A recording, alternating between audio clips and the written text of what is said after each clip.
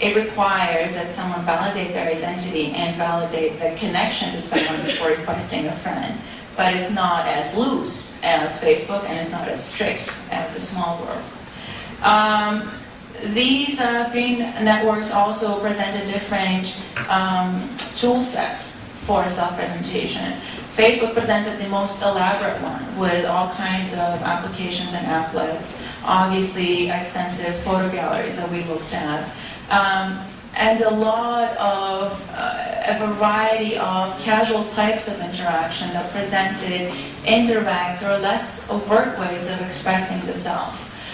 So rather than presenting a formal introduction, which is what LinkedIn did, Facebook allowed more casual introductions of people. People could introduce themselves by describing who they knew, and also pointing to things that they liked or disliked.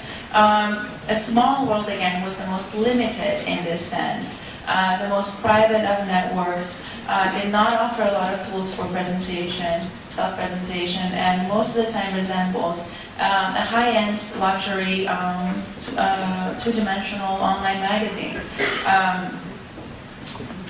A third theme we identified had to do with the kinds of performances of taste that were undertaken in these three networks. Again, the most elaborate performances were located on Facebook because it presented a very rich set of tools that individuals could employ in specifying the taste cultures and the taste ethos that they chose to affiliate with. And on Facebook, individuals were able to provide very specific information on this, starting from the very basic like or dislike culture, the thumbs up or thumbs down, to more intricate performances of taste. That was not the case in LinkedIn, which was more professionally oriented and left out those kinds of intricate taste performances. And of course, Small World did not provide a similar tool set, but again, Small World is a network where a taste performance is exerted, is made simply by virtue of joining, of being able to join the network that is exclusive.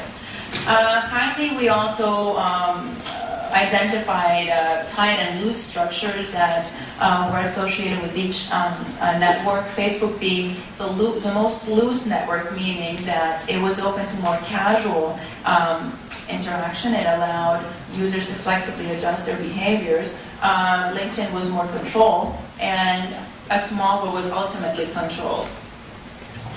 Some implications for us in the future, for future work as researchers. There's obviously changes in the ways in which individuals are internalizing the public and private binary. There's a lot of subjectivity in terms of individual interpretation of what privacy means nowadays, and there's a desire to reflexively adjust that privacy depending on the specifics of the situation.